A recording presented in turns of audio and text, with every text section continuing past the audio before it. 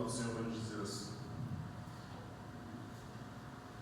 deram-me um caniço, semelhante a uma haste, e me disseram: levanta-te, mede o santuário de Deus, o altar e os que neles adoram, mas deixa o pátio de fora, que está fora do santuário, não meça, porque foi dado aos gentios, e eles pisaram a cidade santa durante 42 meses. Considerei as minhas duas testemunhas, que profetizem durante 1260 dias, vestidos de panos de saco. Estas são as duas oliveiras e os 12 candelabros que estão diante do Senhor da terra.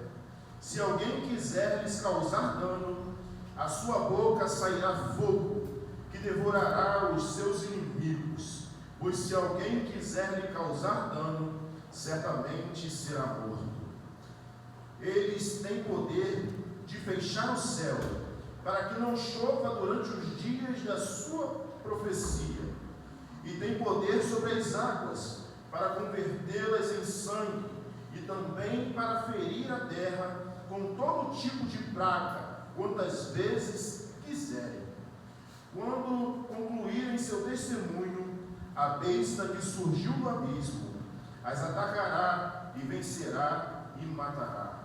Seus corpos ficarão estendidos na praça da grande cidade, espiritualmente chamada Sodoma e Egito, onde também seu Senhor foi crucificado. Pessoas de vários povos, tribos, línguas e nações verão seus corpos durante 3 dias,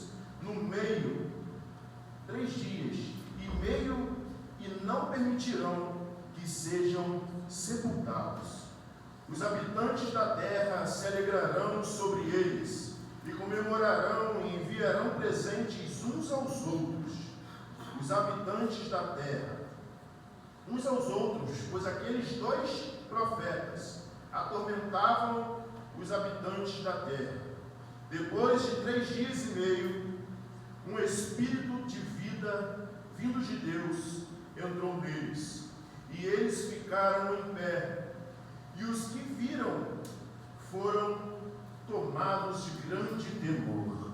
Então ouviram uma forte voz do céu, que lhe dizia: subi-vos para cá. E eles subiram aos céus em uma nuvem, e seus inimigos os viram. Naquela hora houve um grande terremoto, e a 10ª parte da cidade caiu, e foram mortos 7.000 homens no terremoto. Os demais ficaram atemorizados e deram glórias ao Deus dos céus. Amém. Poderoso Deus, eterno Pai, aqui nos encontramos, Senhor, diante da Tua palavra. Fala, ó Senhor, aos nossos corações aquilo, Senhor, que Tu queres falar, aquilo, Senhor, que Tu precisa falar aos nossos corações, para que possamos cada vez mais entender melhor a Tua palavra, para que possamos cada vez mais entender a Tua vinda, para que possamos cada vez mais aprender mais de Ti. Fala, ó Senhor, aos nossos corações, corrija-nos, ó Espírito Santo, continua, Deus, a falar conosco neste lugar, que eu diminua para que Tu cresça, que eu suma para que Tu apareça, que o Senhor continue a ministrar a Tua palavra neste lugar. É o que te pedimos em nome de Jesus. Amém e amém. Queridos irmãos, estamos há bastante tempo já fazendo uma exposição bíblica a respeito do livro de Apocalipse. Domingo passado vimos a respeito do livrinho que estava na mão do anjo, a qual o Senhor manda João ir pegar o livro e comer. E em sua boca o livro era como mel, mas em seu estômago ele se tornava como fel. Vimos também que esta era a palavra do Senhor, porque ela também traz vida, mas ela também condena aqueles que estão afastados, aqueles que estão contrariados à palavra do Senhor. A mesma palavra que vivifica alguns traz morte espiritual para outras pessoas. Agora nós vamos falar a respeito das duas testemunhas do Senhor. Iremos falar do momento a qual João recebe em suas mãos um caniço, semelhante a uma haste, e me disseram: levanta-te, mede o santuário de Deus, do altar e os que neles adoram. Foi dado a João um caniço, foi dado a João algo de medir. Foi dado ao João algo de medir, para medir o templo do Senhor e também medir aqueles que estavam ali e adoravam. Alguns estudiosos vão dizer que esse lugar, esse templo, esse altar do Senhor, este lugar onde João foi mandado medir, é a igreja, é o templo, é a igreja do Senhor. Somos nós reunidos como igreja do Senhor. Mas eu quero me abster anteriormente sobre o caniço, a qual estava em suas mãos, ou o cânon, que é no grego chamado cânon, mas se diz vara de medir, que é como nós podemos dizer também que é o cânon bíblico, que são os livros separados que foram inspirados por Deus, a qual constitui a nossa palavra, a nossa Bíblia, que é a palavra de Deus. Também o cânon foi criado para proteger a palavra do Senhor, para que algo não seja acrescentado no futuro ou no passado, a não ser aquilo que o Senhor se revelou a falar a cada um de nós. Por isso, alguns estudiosos vão dizer que o que o João está fazendo é uma proteção à igreja, porque em Efésios 2 vai dizer sobre a igreja, sobre o templo do Senhor. Paulo vai dizer sobre o templo do Senhor, que somos nós, igreja, quando estamos reunidos. Também em 1 Pedro vai nos dizer sobre o templo do Senhor. Mas aqui, nesse texto, vai nos dizer que João recebe algo em suas mãos para medir. Podemos dizer que João traz algo do Senhor para proteger a igreja do Senhor, para proteger o templo, para proteger a igreja do Senhor. Alguns estudiosos vão ter esse altar do Senhor como as nossas vidas, porque nós possuímos, ou alguns possuem, o Espírito Santo do próprio Deus habitando em seu interior. Por isso, somos templo do Espírito Santo do Senhor. Então, João, ele recebe algo em suas mãos, o cânon, para alguns estudiosos vai dizer que era uma proteção para a igreja, uma proteção à igreja do Senhor. E não importa a situação ou o momento que aquela igreja esteja passando, o Senhor sempre protegerá a sua igreja. O Senhor sempre se levantará para te proteger, para estender as suas mãos sobre a sua vida, sobre a sua casa. Não importa a situação que você tem passado na sua vida, não importa o que você tem acontecido, o que você tem passado, o Senhor sempre levantará em resposta para proteger aqueles que o buscam e o temem. Por isso, alguns estudiosos vão dizer que este altar é o templo do Senhor. Este altar é o templo do Senhor, que somos nós, somos igreja. Mas também temos algumas outras interpretações a respeito desse texto, porque o texto vai nos dizer que João está medindo o altar de Deus e os que nele adoram. O texto vai nos dizer que João foi mandado medir o altar lar de Deus e também os que nele adoram. Outra interpretação desse texto é que realmente esse altar do Senhor é um templo. Esse altar do Senhor é uma casa de oração. E Paulo e João é mandado ir para medir conforme a palavra. Paulo, alguns estudiosos vão dizer que ele recebe essa medida para medir vidas. Por isso o texto vai dizer: meça, levanta e mede o santuário de Deus, o altar, e os que neles adoram. Podemos também ter como exemplo essa palavra, de que Paulo irá medir com a palavra do Senhor aqueles que se dizem estar louvando e adorando ao nome do Senhor. João recebe a autoridade de comparar vidas dos adoradores e de quem está no altar do Senhor, se verdadeiramente eles estão em comparação com a palavra do Senhor. Precisamos analisar também as nossas vidas. Precisamos olhar para o nosso viver.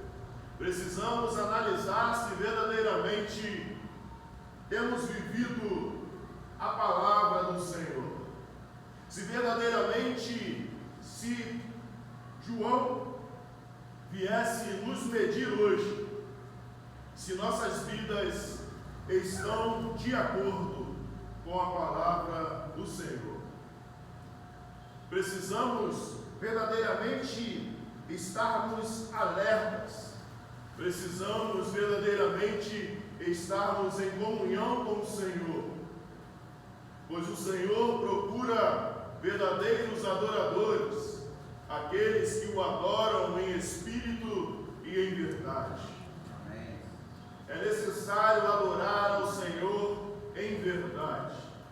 É necessário adorar e viver uma vida em constância com o Senhor. É necessário ser a sua palavra o sim, sim e o não, não. É necessário ter vida e vida com Deus. Mas o texto continua nos dizendo: mas deixe o pátio que está de fora do santuário e não meça, porque foi dado aos gentios, e eles pisarão a cidade santa durante 42 meses. O texto vai nos dizer: mas deixai o pátio que está de fora do santuário e não meças, porque foi dado aos gentios, para que eles pisassem a cidade santa durante 42 meses. Esse texto vai se referir ao texto em Ezequiel. Esse texto vai nos referir a qual a palavra do Senhor diz que será realizado a construção do novo templo, o templo do monte, aonde judeus já arquitetam em reconstruir o templo para fazer sacrifícios ao Senhor. Judeus já estão arquitetando a construção do novo templo no monte, o templo do monte, a qual será e irá realizar sacrifícios pelos pecados da humanidade, pelos pecados cometidos. Voltará a realizar as ofertas, os holocaustos pelos pecados das pessoas. Mas eles possuem uma problemática nessa construção do templo, onde eles querem construir esse templo. Onde eles querem construir esse templo, existe um templo dos muçulmanos. Nesse monte existe um templo muçulmânico naquele lugar. e eles querem realizar a construção do templo, porque o templo era naquele lugar. Mas foi analisado a planta e descobriram que o templo ele era mais um pouquinho a leste da onde era esse templo, onde é atualmente esse templo muçulmano. Então, alguns estudiosos vão dizer a respeito da construção deste templo, a qual Jesus fala a respeito de quando virdes no lugar santo a abominação, é sinal de que o Senhor está vindo.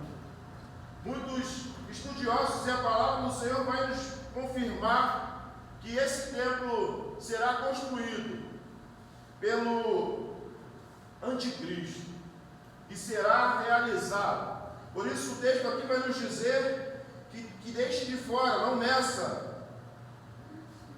meça, porque foi dado aos gentios. Não deixe o pátio, mas deixe o pátio que está fora do santuário. Não meça, porque foi dado aos gentios. E eles pisarão a cidade santa durante 42 meses, ou cerca de 3 anos e meio. O texto continua nos dizendo: considerei as minhas duas testemunhas.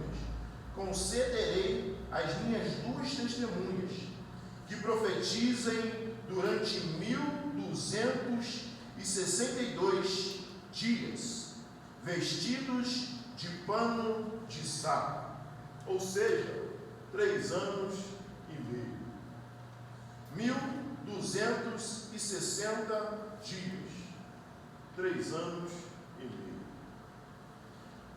Concederei as minhas duas testemunhas, que profetizem durante 1260 dias, vestidas de pano de saco.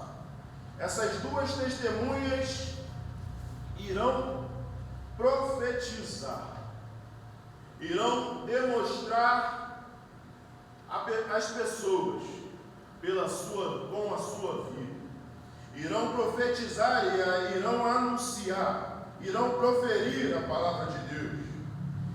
Mas essas duas testemunhas estão vestidas de panos de saco. Essas duas testemunhas estão rendidas ao Senhor. Essas duas testemunhas estão inclinadas o seu coração ao Senhor, estão se humilhando perante o Senhor. Por isso elas estão vestidas com panos de saco. O texto vai dizer que o Senhor concederei as minhas testemunhas que profetizem durante 1260 dias, vestidos de panos de saco.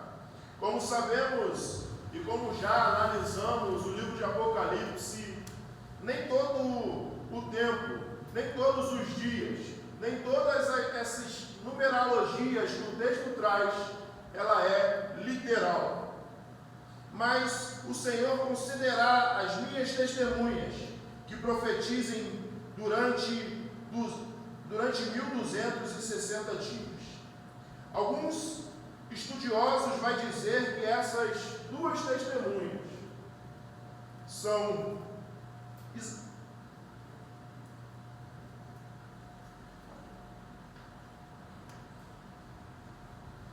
Noé. Uns vão dizer que são Noé, outros vão dizer que é Noé e Eliseu. Uns vão dizer que é Eliseu e Moisés, outros dirão que é Eliseu e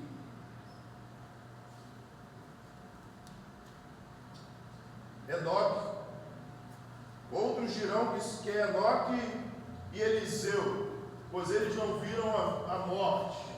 E no livro de Hebreus vai dizer que Elias e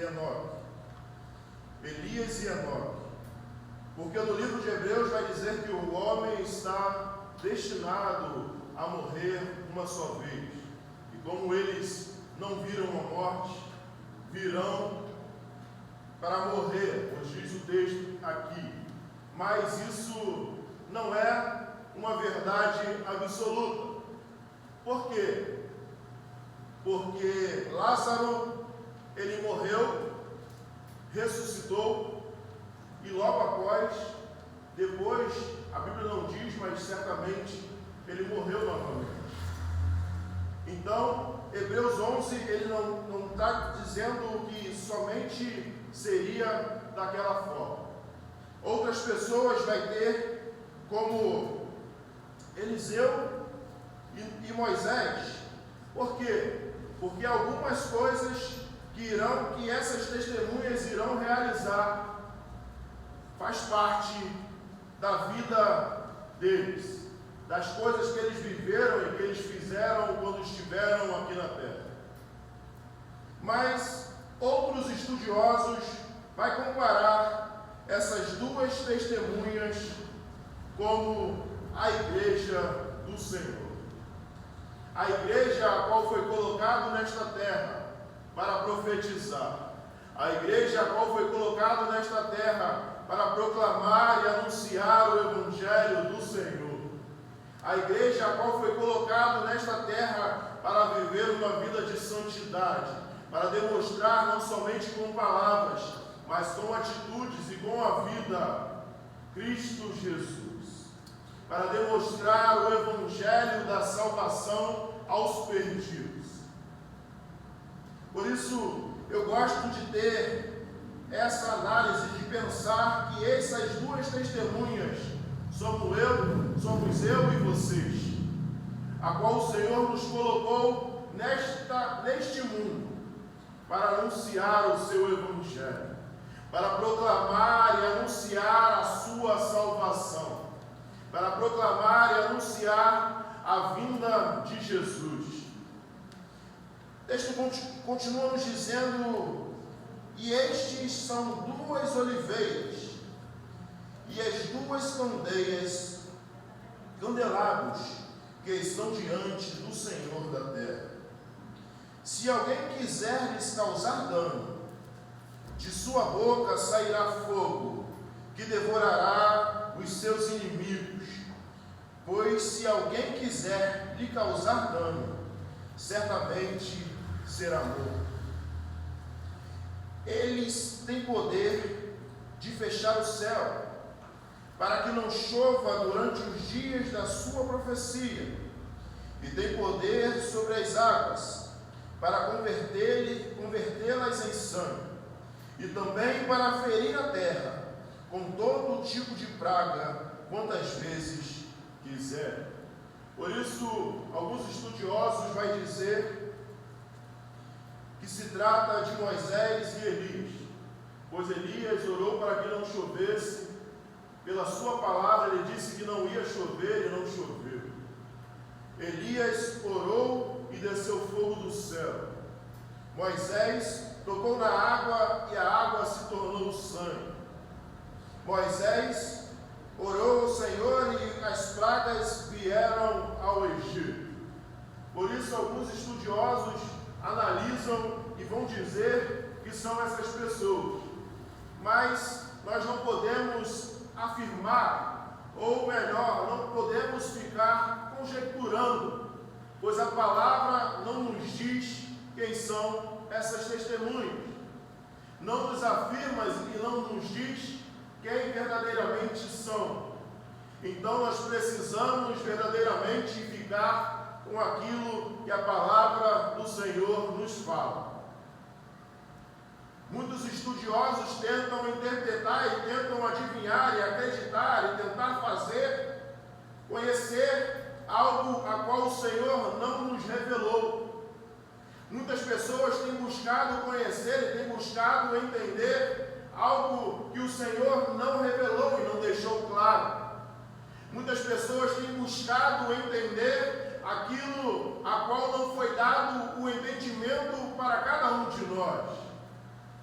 Por isso, precisamos nos abster à palavra do Senhor. Precisamos analisar as Escrituras e termos ela como verdade, como o Senhor fala a cada um de nós. Por isso o texto vai nos dizer que se alguém quiser lhe causar dano, a sua boca sairá fogo. Não. Eles têm poder para fechar o céu, para que não chova durante os dias das suas profecias. E tem o poder sobre as águas, para convertê-las em sangue, e também para ferir a terra com todo tipo de praga, quantas vezes quiserem. Quando concluírem seu testemunho, a besta que surge do abismo os atacará e vencerá e os matará. Aqui essa besta do abismo está lá no capítulo 9, a qual o seu nome é em grego Apolion, em hebraico Abaddon. Nesse texto vai nos dizer que quando concluírem seu testemunho, a besta que surge do abismo os atacará, vencerá e os matará. O Senhor protege aqueles a qual Ele envia. O Senhor, Ele protege até conclusão da sua vontade. O Senhor protege aqueles que o buscam, aqueles que o temem, até a vontade do Senhor ser concluída na minha e na sua vida. Seus corpos ficarão estendidos na praça da grande cidade, espiritualmente chamada Sodoma e Egito, onde também seu Senhor foi crucificado. Seus corpos ficarão estendidos na praça da grande cidade. Seus corpos ficarão estendidos na praça como sinal de vergonha, sinal de demonstração de vergonha. Na grande cidade, alguns estudiosos vão dizer que é a Babilônia espiritual. Aqui é a grande cidade espiritualmente chamada, não é chamada, ela não é o nome da cidade, mas espiritualmente ela é uma cidade chamada Sodoma. Por quê? Por causa da prostituição, por causa da lascívia. Chamada Egito, por causa da escravidão, aonde também seu Senhor foi crucificado. Essa cidade é Jerusalém. Pessoas de vários povos, tribos, línguas e nações verão seus corpos durante 3 dias e meio e não permitirão que sejam sepultados. Pessoas de todas as tribos, nações, línguas verão seus corpos. Aqui podemos trazer para os nossos dias de hoje, como o avanço tecnológico, o avanço das notícias, a qual através da internet, através da televisão, vemos e ouvimos notícia de diversos lugares a qual nós nem colocamos os nossos pés. Aqui o texto vai se referir que todas as tribos, línguas e nações verão seus corpos. Eles estarão nesta cidade, mas todo mundo verá. Todo mundo verá o que acontecerá com essas duas testemunhas. Nós já estamos caminhando para os fins dos tempos. Nós estamos caminhando para a volta de Cristo Jesus. O texto continua nos dizendo: e não permitiram que sejam sepultados. Ficarão 3 dias e meio expostos, para que apodreçam e para que todos vejam que a besta triunfou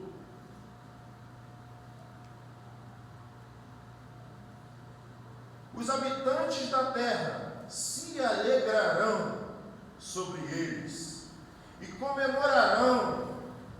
Os habitantes da terra se alegrarão e comemorarão a morte deles, sobre os seus cadáveres, sobre eles, e enviarão presentes uns aos outros, pois aqueles dois profetas atormentavam os habitantes da terra. E irão fazer uma grande festa, porque aqueles dois profetas atormentavam os habitantes da terra. A palavra do Senhor vai nos dizer que naquele grande dia muitos escolherão homens segundo a sua vontade, como se tivessem comichões no ouvido, que não querão ouvir a palavra da verdade. Por isso, alguns estudiosos vão dizer que essas duas testemunhas é a igreja do Senhor, pois ela não cessa de proclamar a verdade e a palavra do Senhor, ou pelo menos deveria anunciar a palavra verdadeira de Cristo Jesus. Por isso, alguns estudiosos vão dizer que aqueles duas testemunhas ou profetas atormentavam os habitantes da terra, pois a verdade dói, a verdade ela liberta, mas a verdade ela machuca a quem não quer largar o seu pecado. A verdade constrange a quem não quer deixar de lado as suas vontades. A palavra machuca aqueles que querem viver as suas vidas conforme o seu querer e a sua vontade. A palavra machuca aqueles que querem viver uma vida conforme a sua carne, a sua vontade e os seus desejos carnais. Por isso, alguns estudiosos vão ter essas testemunhas como a igreja do Senhor, porque eles ficarão aliviados quando a igreja não estiver mais, porque não terá mais ninguém para mostrar os seus pecados e os seus erros. Não haverá mais ninguém para apontar e para dizer que tem vivido uma vida erroneamente distante da palavra do Senhor.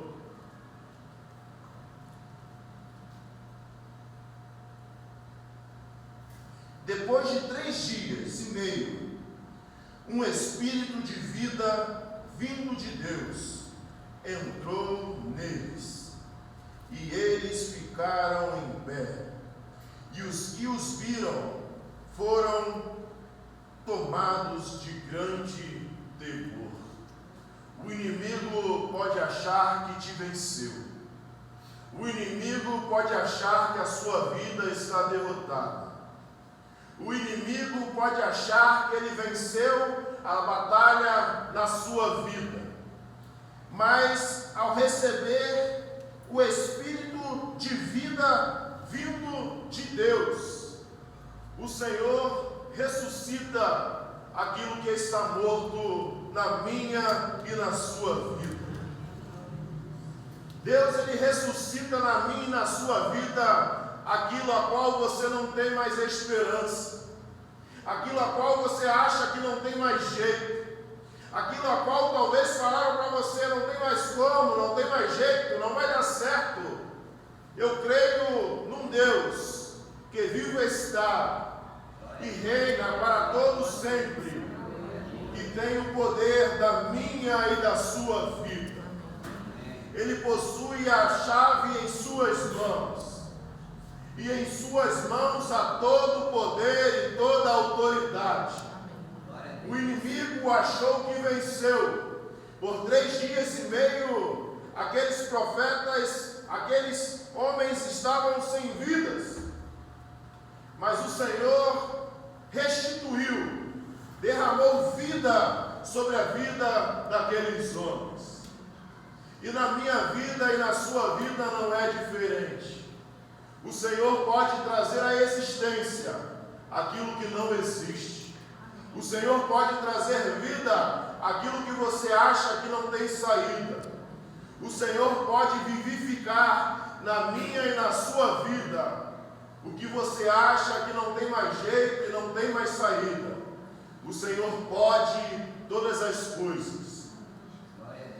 Eu creio num Deus que tem todo o poder, toda a autoridade, e toda língua confessará que Jesus Cristo é o Senhor, para a glória de Deus Pai. Precisamos tomar posse daquele que nos chamou. Precisamos verdadeiramente temer aquele que pode lançar a nossa alma no inferno. Precisamos temer e tremer diante de Deus. Não tremer e temer diante das dificuldades, diante dos problemas, diante das coisas a qual a vida nos demonstra. Precisamos crer naquele que nos chamou e é fiel para completar a boa obra na minha e na sua vida. Amém. Depois de 3 dias e meio, um espírito de vida vindo de Deus entrou neles, e eles ficaram em pé, e os que viram foram tomados de grande temor. Então ouviram uma forte voz do céu, que lhes dizia: sube-vos para cá. E eles subiram aos céus, e em uma nuvem, e seus inimigos os viram. O Senhor tirará cada um de nós desta terra e irá nos levar para estar com Ele eternamente. O Senhor irá nos resgatar. Valerá a pena todo o sofrimento, toda a dificuldade, tudo aquilo que passamos neste mundo. Valerá a pena viver com Cristo eternamente. Os sofrimentos deste mundo passarão, o choro deste mundo passará. Lá onde Jesus tem nos preparado, não haverá choro, não haverá pranto, não haverá dor. O Senhor enxugará de nossos olhos toda lágrima. Precisamos manter acesa a chama da fé em Cristo Jesus. Precisamos viver uma vida em busca constante para estar com Ele eternamente. Precisamos viver uma vida conforme esperamos a cada momento de nossas vidas que Cristo voltará para nos buscar e estaremos com Ele eternamente, gozando do gozo do Senhor. Amém. Todo o sofrimento, tudo aquilo que você tem passado nesta terra, um dia terá fim. Um dia cessará. E estaremos com o Senhor numa vida eterna. Não uma vida passageira. Não uma vida que tem início e fim. Mas uma vida que durará para sempre com um Senhor. Amém.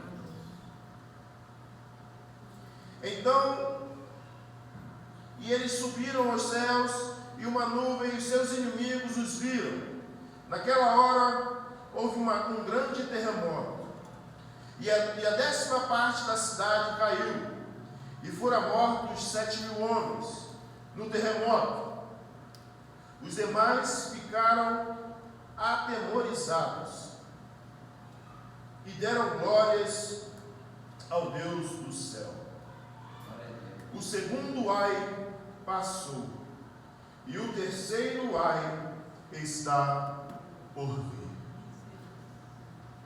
Que o Senhor tenha misericórdia da minha e da sua vida. que possamos verdadeiramente buscar o Senhor em espírito e em verdade, que possamos viver uma vida constante de busca ao Senhor, que possamos viver a cada momento em nossas vidas como fosse o último, porque o Senhor virá para nos buscar. Amém. Poderoso Deus, eterno Pai,